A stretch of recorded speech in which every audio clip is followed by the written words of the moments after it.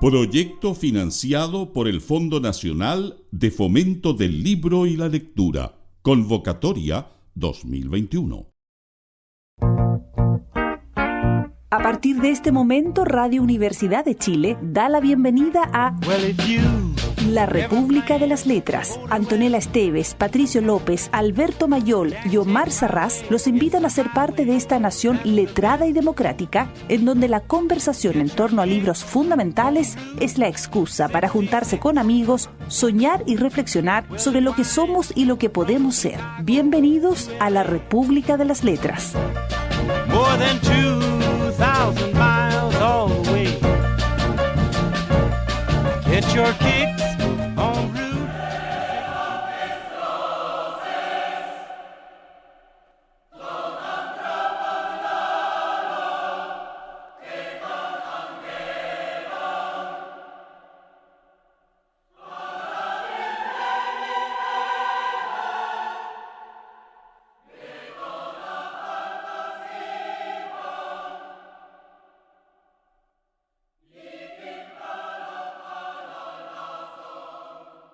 Hasta ese momento ni siquiera se había molestado en pasar a limpio sus manuscritos. Estaba dispuesto a hacerlo, si hacía falta lo retocaría, pensaba. Solo necesitaba tiempo y una habitación tranquila, paz de espíritu. Tenía 22 años y a veces aún se veía la necesidad de pedir prestados a sus conocidos 5 rublos, 10, un chaleco, unas botas. Pero eso iba a acabar cuando fuera médico. La literatura solo era un pasatiempo, su verdadera vocación estaba en otra parte. Y en el comedor lleno de gente oyendo reír y hablar a su alrededor a sus hermanos y sus camaradas, riendo él mismo, bebiendo grandes tazas de té, Chejov escribía sus primeros cuentos en un rincón de la mesa. También hacía tareas de reportero para Leikin, le resultaba divertido, sentía curiosidad por todo, teatros, juicios, escenas de la calle, las tiendas, robos, autopsias. Todo le proporcionaba material para sus cuentos y aumentaba su experiencia. Era muy joven y ya había visto tantos tipos de personas en la inmensa Rusia. En Taganrog, tenderos, popes, maestros de escuela, campesinos, marineros. En Moscú, comerciantes, funcionarios, la pequeña burguesía laboriosa, estudiantes, la clase popular urbana, los dependientes, los cocheros, los conserjes, los guardas. Personas, situaciones o sucesos los que otros no habrían reparado, que a otros les habrían parecido apenas dignos de atención, despertaban el interés de Antón. Creaba un mundo a partir de una cáscara de nuez. Un día un escritor comentó en su presencia que encontrar temas para cuentos o novelas cortas era difícil. ¿Pero qué dice usted? Yo escribiría sobre cualquier persona, sobre cualquier asunto, exclamó Chejov. Le brillaban los ojos, miró a su alrededor buscando un objeto cualquiera y agarró un cenicero. Mire, ¿ve esto? Mañana puedo escribir una novela corta titulada El cenicero. ¿Quiere que lo haga? Buenas noches. Estamos con Irene Nemirovsky y su biografía de Chejov, La vida de Chejov, la única que escribió la escritora ruso-francesa, esta noche en la República de las Letras. ¿Cómo están, amigos? ¿Cómo estás, querida Antonella? Hola, querides, aquí estamos lo más bien. Qué bueno, abrigadita. Sí, no hay de otra en este Santiago invernal. No hay de otra. ¿Y tú, Pato, cómo estás?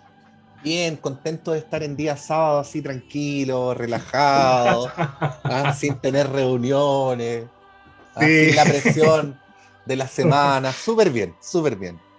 Qué bueno. Bueno, Alberto seguramente cayó en la trampa y alguno de sus hijos lo hizo dormir.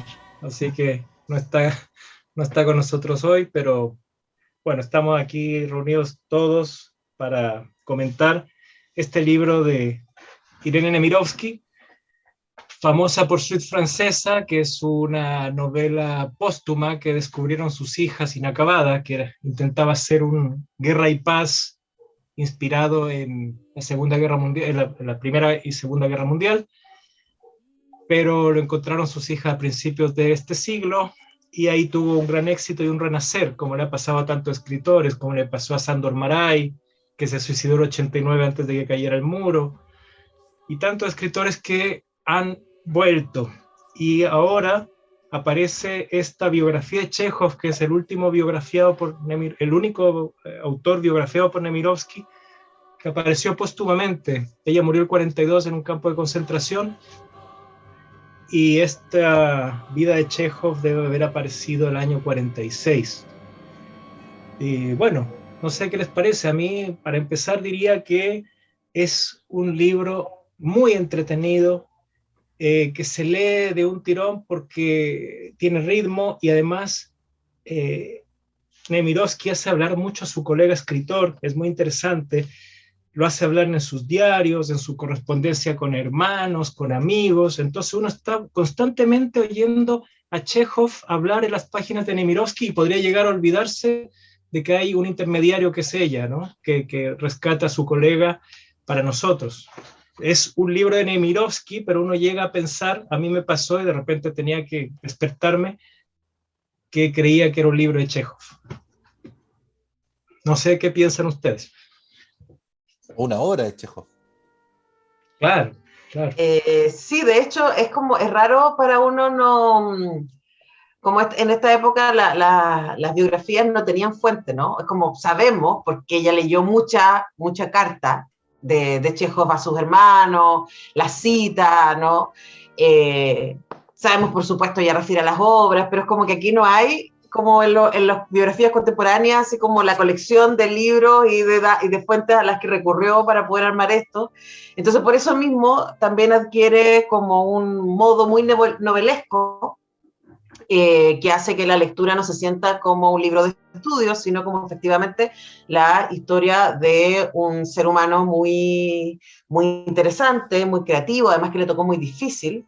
Y eso es muy interesante cuando uno conoce las obras de Chekhov, ¿no? No sé si a ustedes les pasó, pero a mí como primera impresión lo que me queda también es como lo mucho que le costó a Chekhov llegar a verse a sí mismo como un escritor. Me llamó mucho la atención eso. Uh-huh.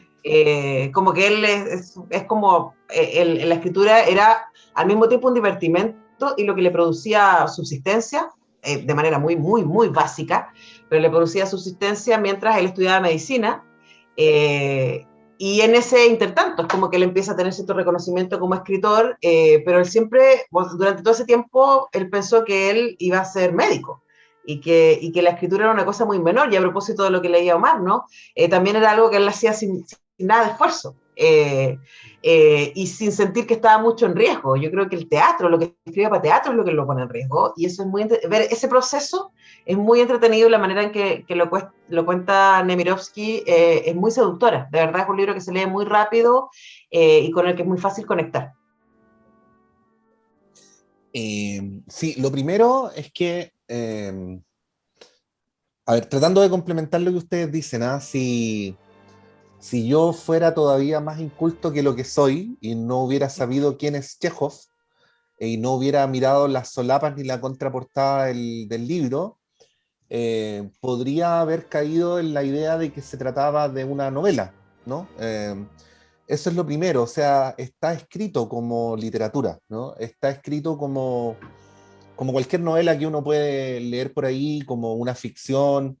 Y no lo es porque sabemos que hay un señor que se llama Anton Chekhov, y porque sabemos que las cartas que están insertadas en el libro son cartas reales, y porque sabemos que todos los datos biográficos son datos efectivamente basados en la investigación que Irene Nemirovsky hizo de la biografía de Chekhov. Entonces eso es lo primero.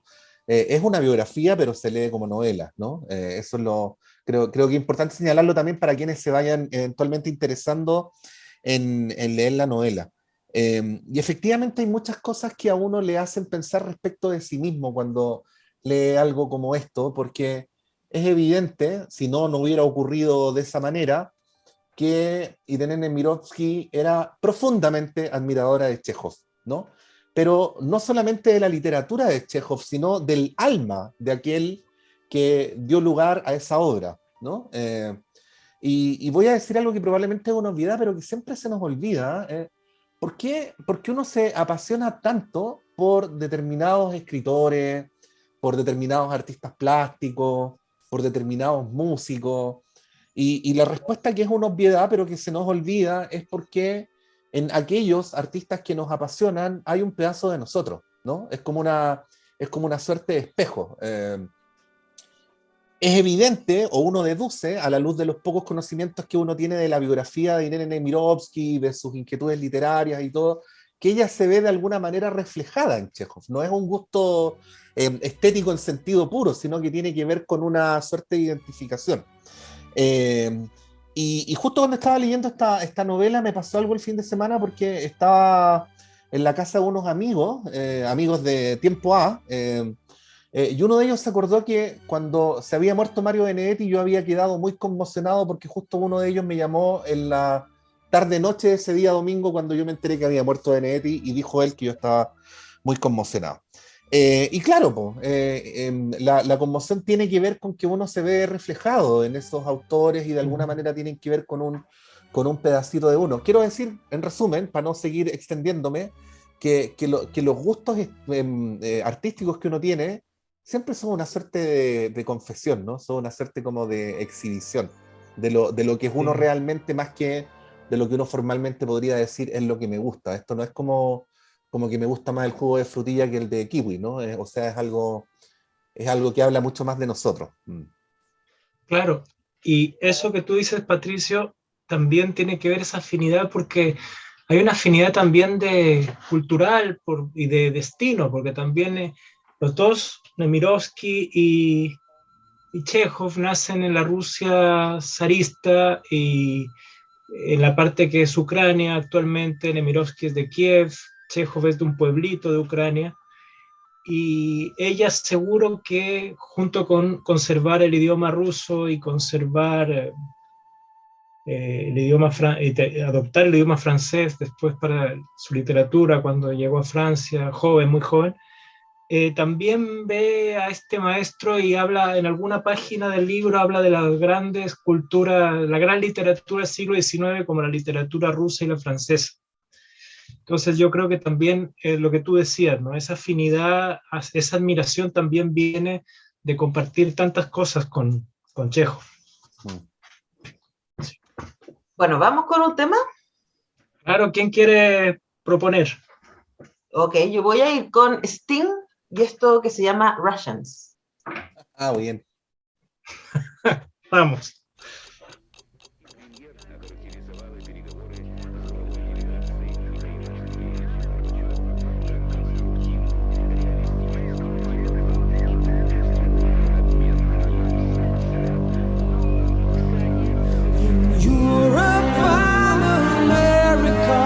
There's a growing feeling of hysteria, conditioned to respond to all the threats and the rhetorical speeches of the Soviets.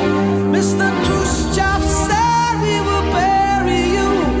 I don't subscribe to this point of view. It would be such an ignorant thing to do if the Russians love their children too.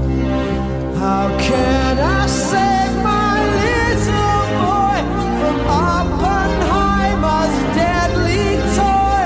There is no monopoly of common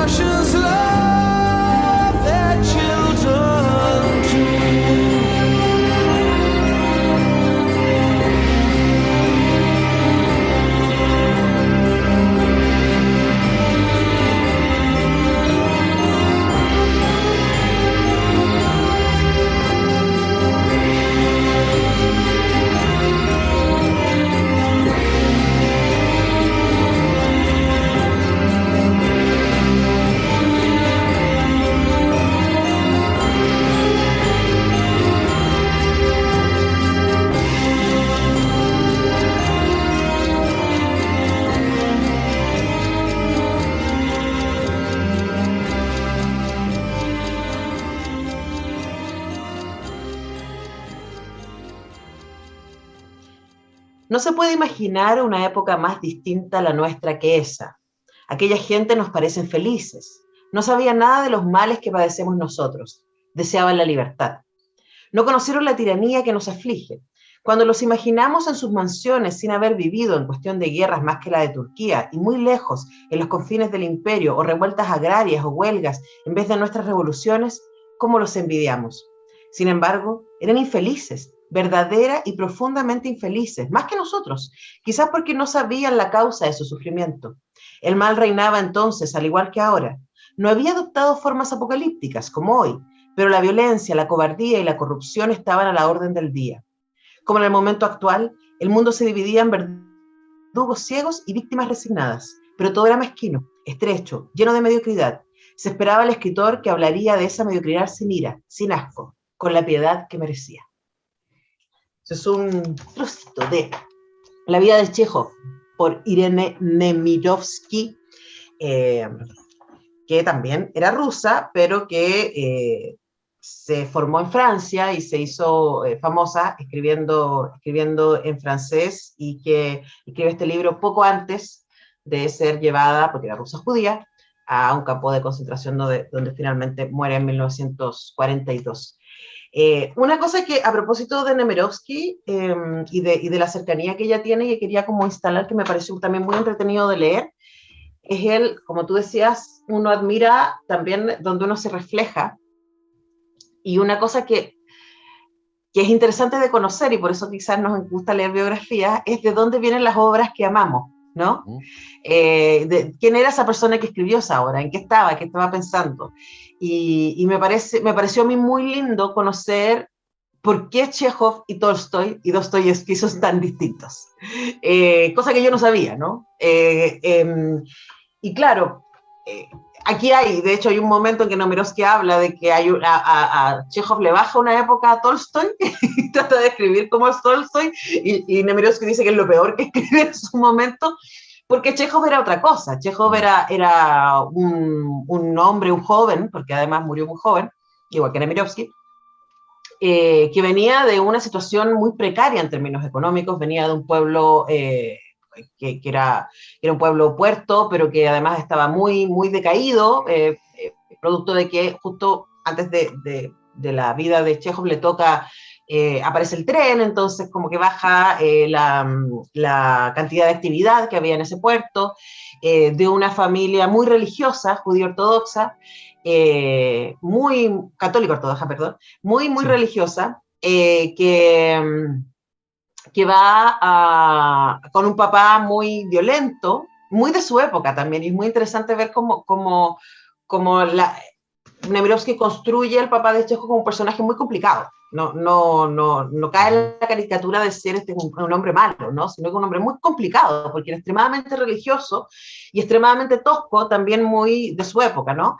Entonces habla de este Chejov que se cría en una situación de mucha precariedad económica, de mucha precariedad afectiva también, además siendo el niño del medio, un poco, y con una familia en donde había mucho talento, pero en donde había poco disciplina, ¿no? Y él termina siendo en algún momento el que sostiene a la familia, a partir de a sus dos hermanos mayores, a sus dos hermanos menores y a su papá, a partir de sus escritos.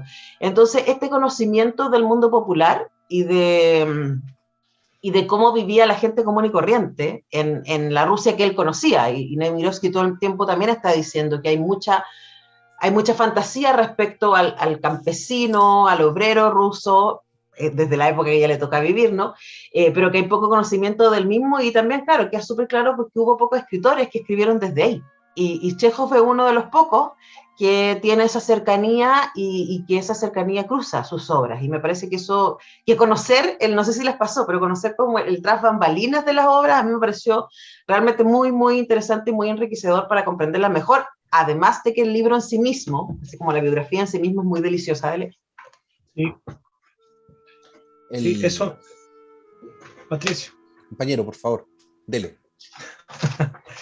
Bueno, como tú decías, Antonella, él no idealiza a los campesinos porque tiene sangre campesina. Sus abuelos fueron siervos, su abuelo, que era un siervo, pagó su libertad y la de su familia, y le dieron de ya para la libertad de su hija, porque pudo pagar su libertad y la de su hijo hombre, y el amo le dijo, ya, también llévate a tu hija. Entonces, 2 generaciones antes no tenían ni siquiera libertad, luego tuvieron una libertad para ser pequeños comerciantes, una vida muy, muy, muy precaria, siempre muy expuestos a los elementos, al frío, al hacinamiento, viviendo de una pobreza absoluta, llenos de moscas, todo lo que se puede pensar. Y claro, irremediablemente, o sea, con una probabilidad tal vez de 50 y 50, Chekhov y algunos de sus hermanos, Nikolai, que era dibujante, tuberculosos, tísicos, ¿no? O sea, Chekhov muere a los 44 años, nace en 1860 y se muere en 1904, un año después de haberse casado, algo así, pero toda su vida padeciendo tuberculosis. Entonces, no idealiza,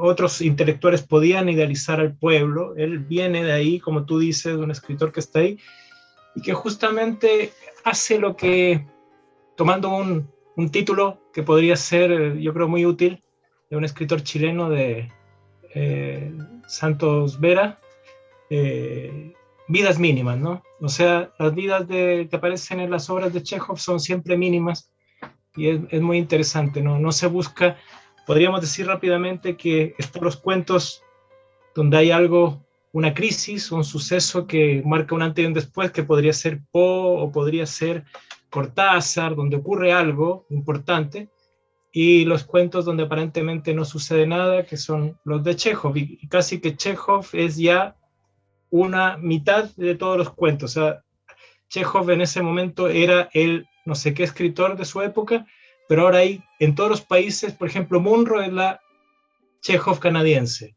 hay un Chekhov japonés, hay un Chekhov en todas partes. Digamos que se apropió, en cierta manera, hizo un cuento, un tipo de cuento que es uno de los 2 posibles a grandes rasgos. ¿Y quién sería el Chekhov chileno? Chuta. No sé, Ya, habría que lo ver. podemos contestar después, no era... Sí. Oye, se nos olvida a veces, no sé si a ustedes les ha pasado que por lo menos en mi radar de lectura, que cada vez más estaba determinado por las circunstancias y cada vez menos por la propia voluntad, bueno, así es la vida, como que las biografías se desaparecen, ¿ah? Como que uno termina leyendo menos biografía, por lo menos a mí me pasa, que otro tipo de texto, y Sí. se vuelven súper necesarias cuando se trata de artistas para entender mejor la obra.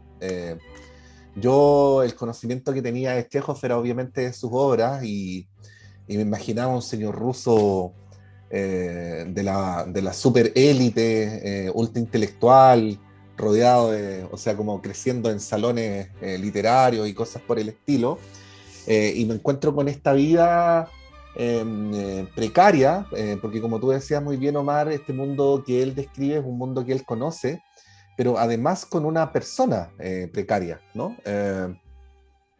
Y claro, es de esos dolores, de esa inseguridad que le produce el mundo donde creció, que no solamente tiene que ver con las condiciones superestructurales, sino que también tiene que ver con las condiciones familiares, con las condiciones biográficas, que emerge esta obra fantástica que tú describes. Hay una suerte de precariedad en el propio Chekhov, ¿no? Que cuando uno lo conoce, acto seguido logra entender mejor las preguntas que nos instala, ¿no? Que son preguntas que comprensiblemente se vuelven universales.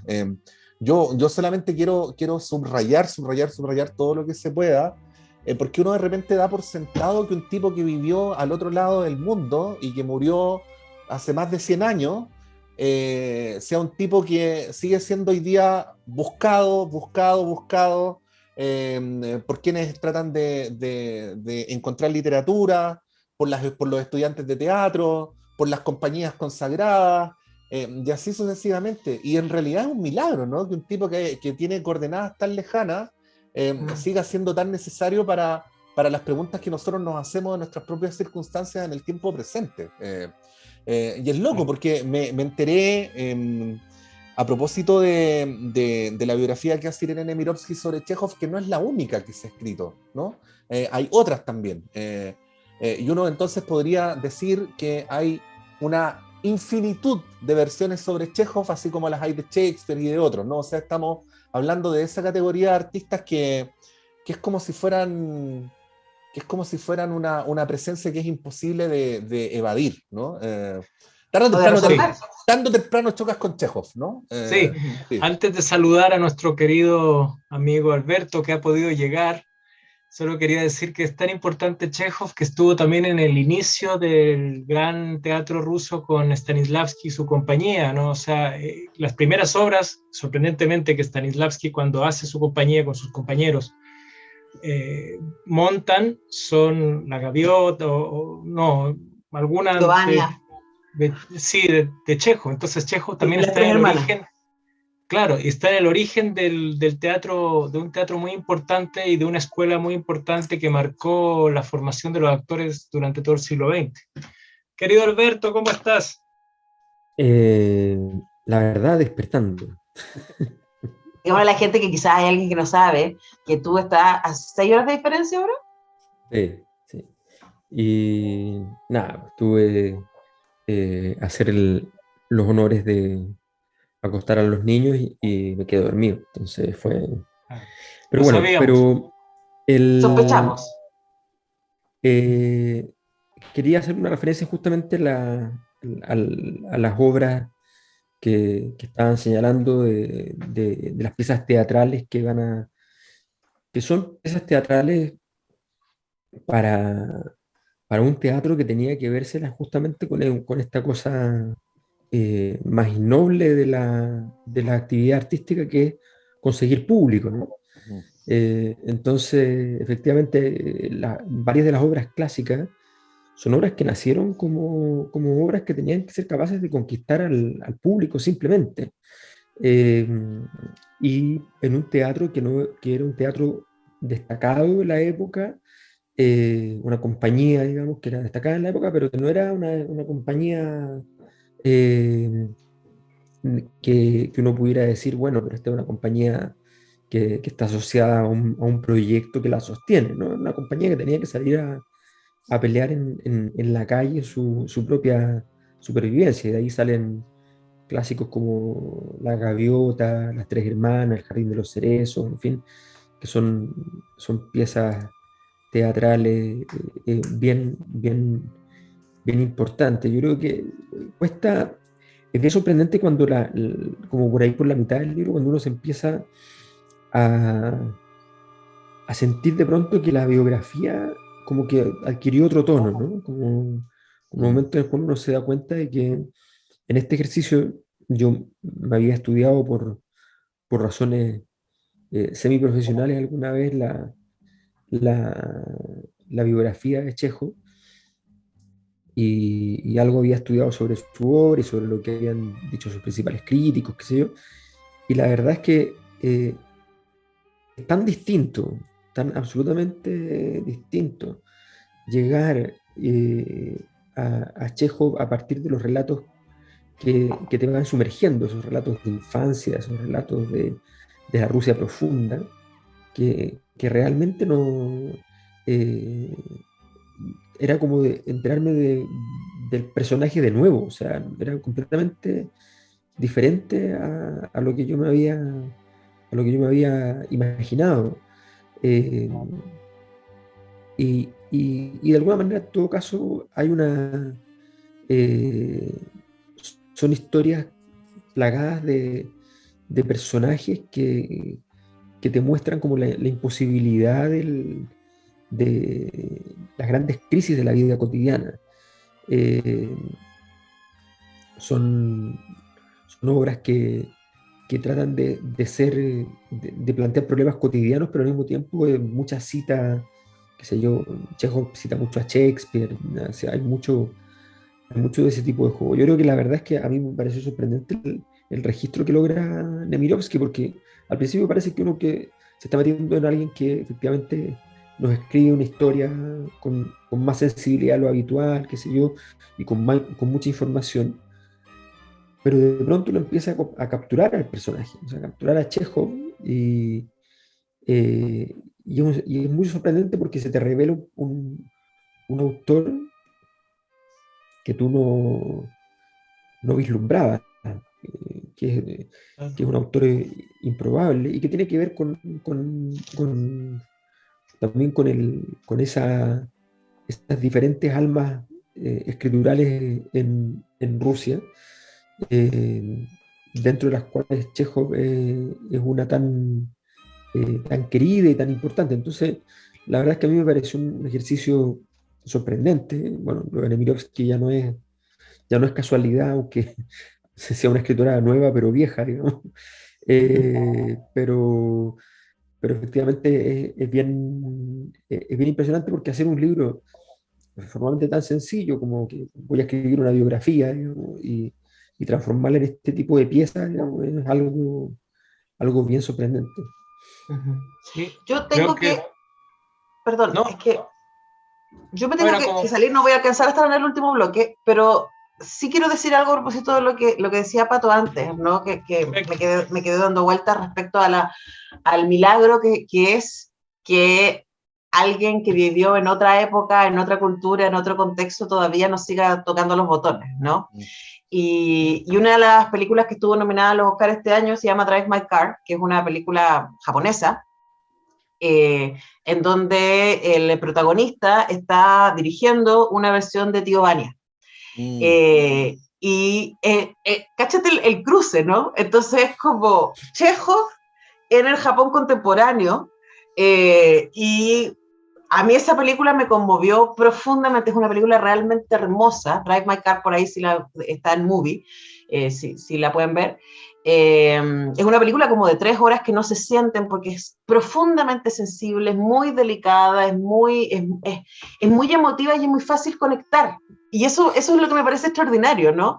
El salto de la Rusia del siglo XIX al Japón del XXI, a Chile con una X, que uno dice, uy, qué loco como esto hace eco de un lado a otro y logra a mí conmoverme profundamente. Me parece que esos saltos hablan de cuando estamos hablando de arte, ¿no? De obras que son superiores y que sobreviven porque siguen tocando los botones de lo humano, de lo conmovedor, de nuestras vulnerabilidades, de nuestras preguntas, y ahora entendemos por qué. Me pasó eso, ahora entendemos por qué. Bueno, ¿quién quiere proponer un tema? Si quieren... No, Alberto, por Dale, favor. Dale, López. Alberto. O dale, López. López, o dale, Mayol. No, don Patricio, por favor. Patricio, propon. No, a propósito de lo que hablábamos en el primer bloque, o quizás a propósito de lo que decía Antonella recién, ¿eh? Hay una canción que está como media escondida, que a lo mejor nos da para hablar de otro tema que está todavía pendiente, que es como también maravillosamente el canon se reconstruye permanentemente, ¿no? Entonces el canon se devuelve y agarra a ciertos autores que están ahí más o menos perdidos y los tira para adelante de nuevo. Eso también es una maravilla. Pero bueno, sí. Hay una canción así que es media perdida en la discografía de Congreso, que se llama Viaje al Corazón, y que describe un viaje y hace también algunas citas de artistas, pero que habla un poquito de por qué nos gustan ciertos artistas así más obsesivamente que otros, ¿no? Así es que vamos a escuchar eso que se llama Viaje al Corazón de Congreso. Bien.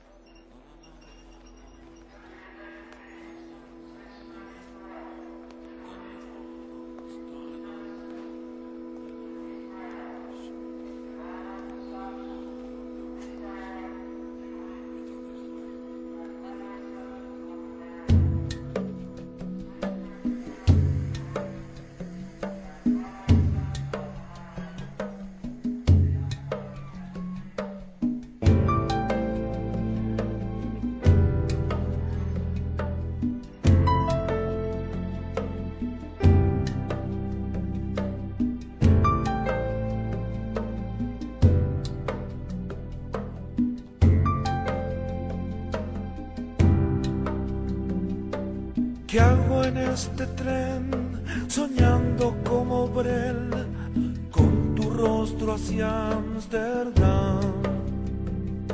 El ojo de Buñuel descubre en el cristal un beso de nieve y sal.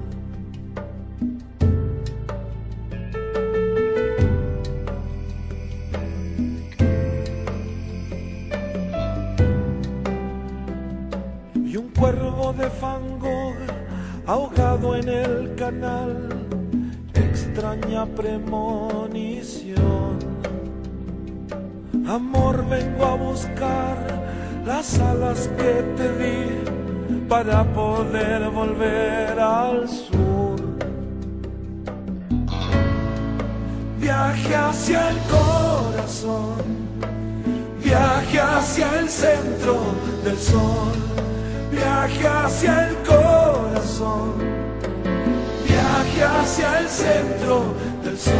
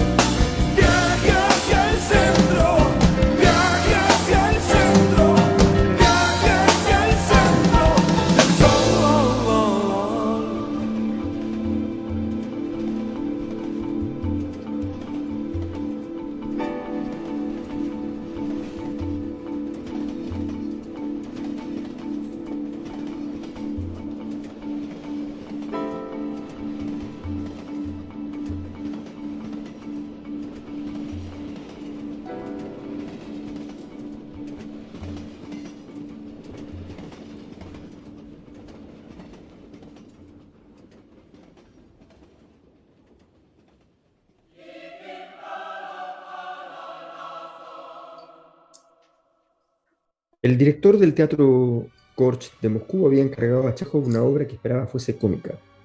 Pero Chejov escribió Ivanov, o sea, algo totalmente distinto. Los dramaturgos contemporáneos llenan sus obras de ángeles, monstruos y bufones. Yo he querido ser original, no he creado ni uno solo canalla ni un solo ángel. No he acusado ni absuelto a nadie. Dijo, en Rusia el teatro no había quedado a salvo de la manía moralizante y didáctica. El público quería aplaudir a personajes buenos, abnegados, enérgicos, honestos. El burgués ruso sentía una gran satisfacción oyendo nobles discursos sobre la libertad, la dignidad humana y la felicidad del pueblo. De ese modo acallaba su mala conciencia y podía seguir viviendo como quería, con pereza, indiferencia, egoísta y mezquina codicia. También imaginaba que así saería a las autoridades y mortificaba al gobierno, lo que le proporcionaba muchos placeres inocentes. Al público de los teatros nunca le gustó la verdad y el joven Chejov se había propuesto mostrarla. La vida de Chejov, de Irene Nemirovsky, esta noche en La República de las Letras. Ahí estamos. Ahí está. Estamos. Yo también estoy en papel esta semana, así que... Muy bien. Muy bien. Lleva el papel. Nunca más PDFs para Alberto Mayol, por favor. PDF. Mi vida es un eterno PDF. No, por favor. Bueno. Oye, sí, Omar. Dele, Pato. No, mencionar esto, no es el caso de Chejov, que siempre está, ¿no? Siempre está así. Por último, si uno no le gusta leer, como uno hasta se lo encuentra en las películas, ¿no? O en el teatro. Pero no así Irene Nemirovsky. que como describía biográficamente Antonella, murió en un campo de concentración. Algunas referencias dicen que murió asesinada, otras dicen que murió de tifus, pero bueno, sería como la diferencia entre García Lorca, que murió fusilado por el franquismo, y Miguel Hernández, que murió enfermo en la cárcel, o sea, ninguna. Claro. Y el modo, bueno, en que Irene Nemirovsky ha sido reflotada en el último tiempo, o sea, de repente es divertido acordarse cuál fue el primer pensamiento que uno tuvo cuando se encuentra con alguien, con cualquier tipo de alguien. Este es un alguien escritora, y yo pensaba que era una escritora contemporánea, porque no me sonaba. Y de repente, claro, es rescatada, así como fue rescatada por sus hijas, su obra, quiero decir, luego de su muerte. Décadas después vuelve a estar muy fuertemente presente. Y ocurre con ella lo que hemos hablado tantas veces que ha ocurrido también con la literatura chilena. Antes de empezar esta grabación habíamos hablado con Omar de leer eventualmente una antología poética de Óscar Castro que acaba de aparecer. Y Óscar Castro es un escritor que durante mucho tiempo no se hallaba.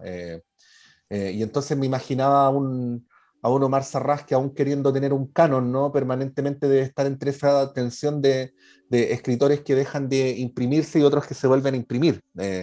Y esa Claro. reconstrucción del canon es muy interesante, y al mismo tiempo saber que la historia de la literatura universal es una fuente inagotable de coordenadas, ¿no? Que hay escritores que están, otros pueden desaparecer del gusto, volver posteriormente.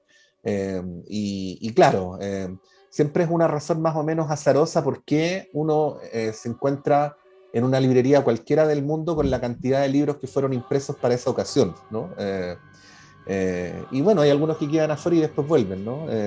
Claro. Probablemente, Tomar tu librería va a ser en 5 años más, si uno incluso dejar afuera todos los libros que se publiquen de aquí a 5 años más, tu librería en 5 años más tendría títulos completamente distintos a los actuales. Y eso es fantástico. Sí, sí. Es una cosa muy sorprendente como eh, lo que tú decías del canon y los géneros, incluso hay géneros que desaparecen, todavía no ha vuelto la novela pastoril, por ejemplo, pero hay géneros que de repente fueron los más populares en una época y luego desaparecen un tiempo. Por ejemplo, las novelas, si queremos encontrar novelas de la antigüedad, tal vez en el siglo II después de Cristo, lo que nos queda es El Asno de Oro o El Satiricón, que está fragmentario, pero en general la novela no existía, era la tragedia o eran otro tipo de tratados. La novela, para nuestra sorpresa, dicen que la viene a inventar más o menos Cervantes, que él mismo dice que tiene la virtud de haber inventado argumentos, porque también durante muchos siglos hay que recordar que los escritores escribían sobre cosas que ya todo el mundo sabía. O sea, las tragedias griegas no estaba la gente yendo con el miedo de que le cuenten el final, porque era una cosa que todo el mundo conocía y simplemente iba a sentir la historia. Entonces, esto de argumentos nuevos es algo, justamente debe tener que ver con el nombre novela, ¿no?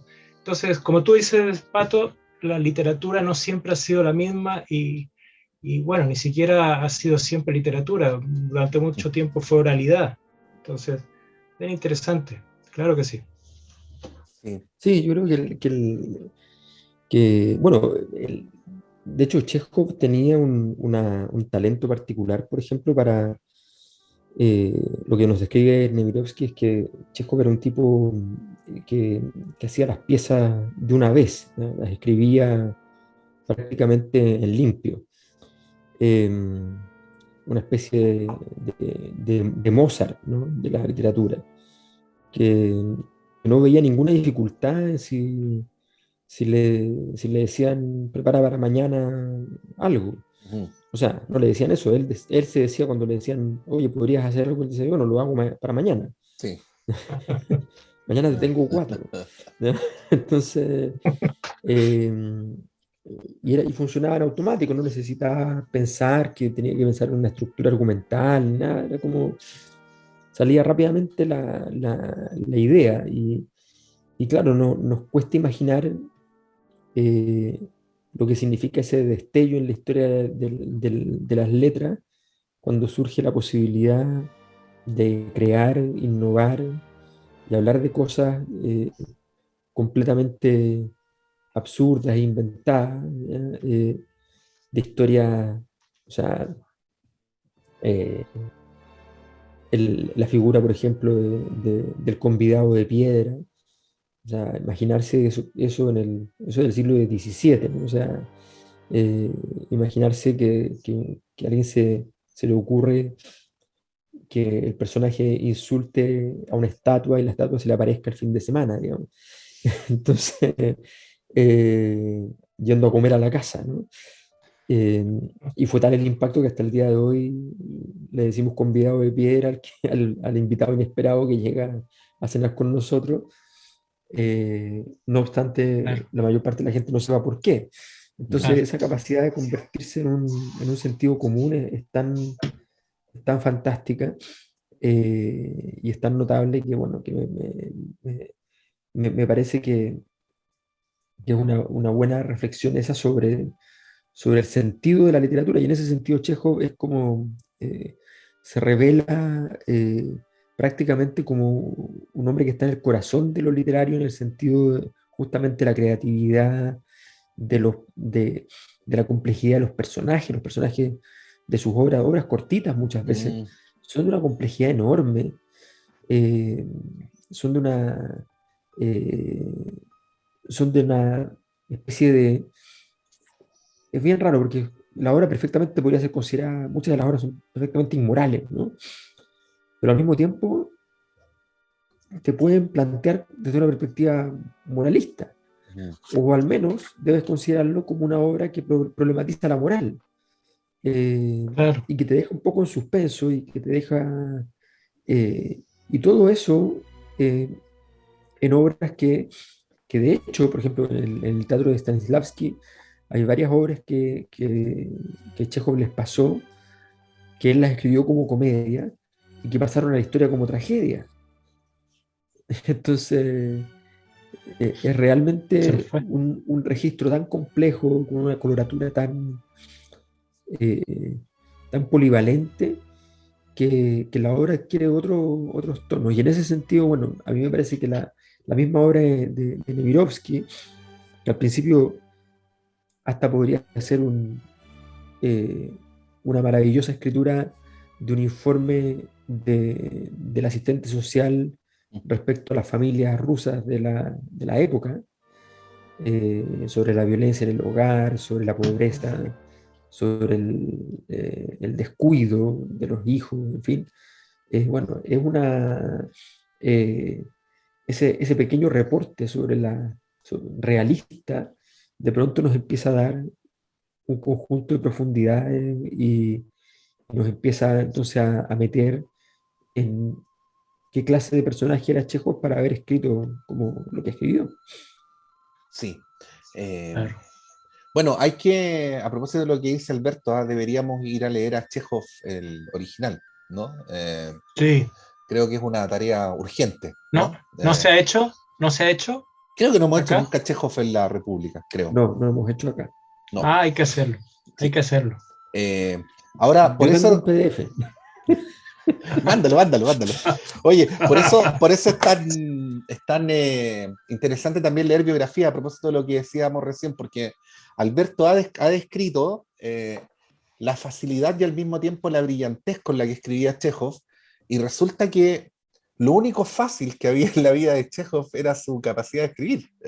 Sí, Y, es- lo y es- único fácil. Hasta respirar era difícil. sí, eso también es interesante, ¿no? Como a veces la literatura o la obra de un artista se transforma o es una catarsis, una suerte de Sí, transformación de otra cosa, sí, de cómo esa alquimia hace que a veces una obra sea lo contrario de lo que es la biografía de un autor. sí. Eh, y, Mira, y- y yo, mm. Y no, bueno, no, no, no.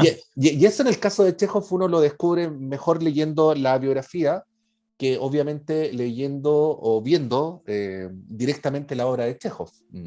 Pero a mí me parece muy bien esta biografía, todo lo que hemos dicho, ¿no? Pero también hay un capítulo o un par de capítulos, pero al menos el 24, donde habla de la escritura de Chekhov. Entonces también es interesante porque habla también como escritora de cuál es el mérito o cuál es ki, la esencia de Chekhov, ¿no? Entonces, quiero leer rápidamente unos trocitos, ¿no? Donde dice Chekhov, y lo compara con Maupassant y con Mérimée, con escritores cuentistas franceses, para poner la ventaja de Chekhov, ¿no? La complejidad.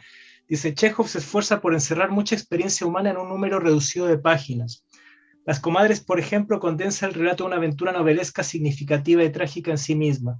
Un comerciante que se detiene por casualidad en la puerta de una posada cuenta que hace un tiempo una mujer que lo amaba se vio empujada al crimen por ese amor. El hombre se marcha, no volverán a verlo, pero sus palabras iluminan lo que hasta entonces permanecía inexpresado en las tinieblas de sus almas. La pasión, el odio y el desaliento. El amor del comerciante no es un fenómeno aislado, está vinculado con una trama de amores y desventuras. Dentro de este mundo todo influye en lo que lo rodea. Bueno, luego así, y luego dice, ahí tenemos un cochero perdió a su hijo, no puede hablar con nadie de su muerte, al final acaba contándolo a su caballo. No sucede nada, no hay el menor acontecimiento singular, solo un destino funesto. Porque salvo en épocas excepcionales, la realidad es parca en sucesos. El lector se reconoce en esas vidas corrientes, en esos días monótonos y sin brillo. Se reconoce y se encuentra, porque la mayoría de las veces cuando hay una crisis, surge en él un ser que no es el mismo. Solo es verdaderamente él durante la calma y el tedio.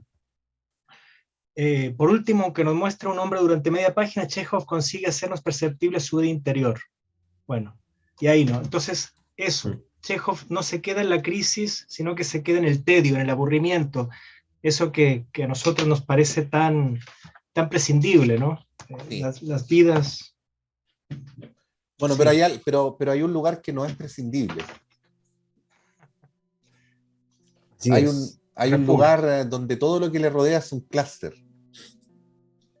Como dice el reggaetón, en ese lugar, tú, por decirlo así, es el lugar donde tú puedes decir, ven y sana tu dolor. Así es. Sí, ¿No? Ahí reside el espíritu de la historia. En Clepsidra, José Pedro Alessandri 94, Macul 94, como usted quiera, a la salida del Metro Chile-España, casi en la esquina de Macul con Irarrázaval, puede encontrar entonces la librería de Clepsidra, donde a través de un escaparate de importante presencia, puede usted empezar el proceso de navegación. Si usted cruza el umbral, como Jonás entrando en la ballena, descubrirá todavía más misterios.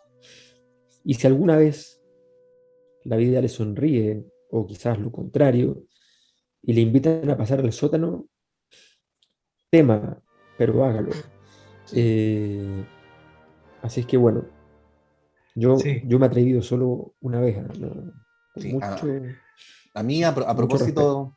propósito de tus citas, Alberto, a mí es... Disculpa, y en internet, en la librería de Sí, Clepsidra lo pueden sí, encontrar en la página web, que pueden comprar por allí, y en las redes sociales pueden encontrarla Sí. también, y a partir de allí tomar contacto, y no por teléfono para pedir libros también es algo legítimo y aceptado.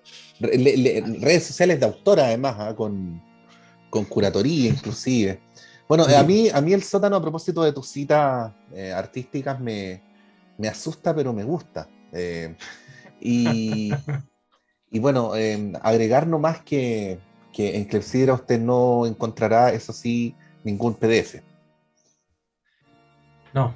No. Bueno, como dicen clepsidra.cl, o estaremos muy contentos de contestar sus mails a librería@clepsidra.cl o sus llamadas telefónicas, y también en recibir su visita, y trataremos de ser agradables, Incluso- útiles.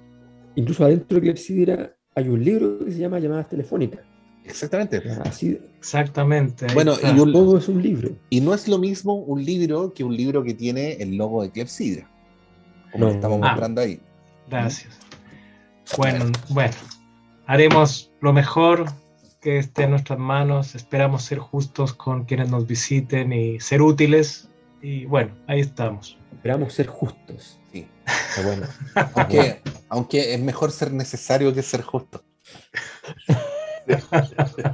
Bueno, estamos llegando No sé al... si yo quería proponer un tema si es que Alberto no se opone, porque también, o podría yo simplemente decir el nombre y con eso me bastaría, que es fiesta... Podemos hacer, puedes poner el tema y yo decir el nombre de lo que iba a poner y lo que dejamos igual, porque la gente correrá a escuchar lo que no se había escuchado. Así que da lo Está mismo. bien, lo que ustedes prefieren. Yo solo quería decir que Fiesta de Serrat, por la cantidad de personajes que aparecen en la canción, igual que los cuentos de Chekhov. Yo les quería proponer, vamos a escuchar la canción de Serrat, que obviamente es un imperdible para hablar de literatura de la buena, pero yo les quería, a propósito justamente de esta historia dura de un autor mozartiano, les proponía un fragmento de Mozart, del Requiem, por supuesto, para honrar el tono de la obra, ¿no? Que parte rápidamente con muertos y sigue con muertos, y una historia dura. Entonces, y con mucha gente que merece las sanciones más horribles en el infierno, pero el problema es que no sabemos si esa gente iba a poder distinguir entre el infierno y el lugar donde vivían. Sí. Bueno, y en ese contexto entonces pensé en el fragmento del Requiem que se llama el Confutatis Maledictis. Y así que cuando ya hayan escuchado a Serrat, van y buscan en su proveedor más próximo de canciones por internet el Confutatis de Mozart. Y yo que había querido ser justo, imagínate, al momento siguiente. Bueno, y lo otro, si usted alguna vez hace un programa con Omar Serrat, nunca lo ponga a conducir, porque no tiene ninguna noción de cuánto tienen que durar los programas. No. Perdón. Sí. Es como Omar en su casa, ¿no? Quédense hasta el lunes, ¿eh? Eso, en fin. Pero hay que irse. Tiene el sentido del tiempo de un islámico. Sí. Oh, cuánta torpeza, perdón, amigos. Hay que irse. Hay que irse. Buenas noches. Un abrazo, que estén bien.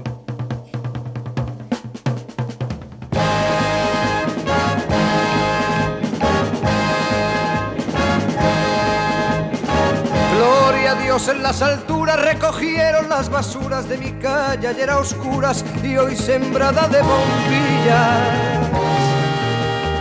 Y colgaron de un cordel de esquina a esquina un cartel y banderas de papel, verdes, rojas y amarillas. Y al darles el sol la espalda revolotean las faldas bajo un manto de guirnaldas para que el cielo no vea. En la noche de San Juan como comparten su pan, su tortilla y su gabán gentes de 100.000 raleas. Apurad, que allí os espero si queréis venir, pues cae la noche y ya se van nuestras miserias a dormir. Vamos subiendo la cuesta, que arriba mi calle se vistió de fiesta.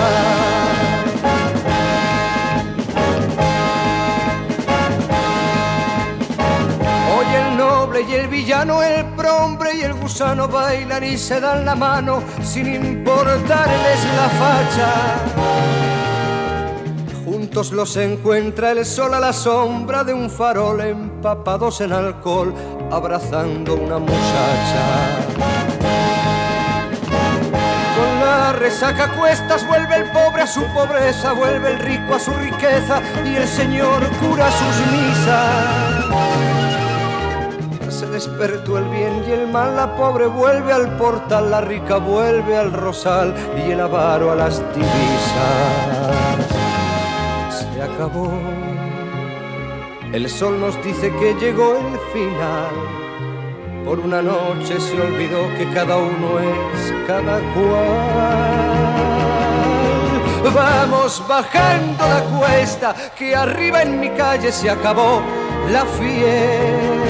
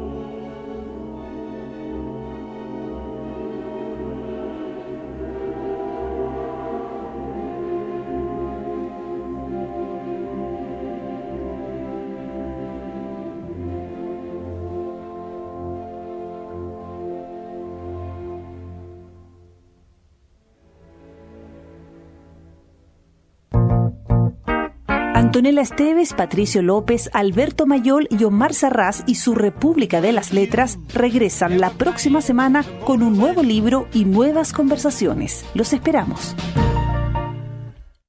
Proyecto financiado por el Fondo Nacional de Fomento del Libro y la Lectura. Convocatoria 2021.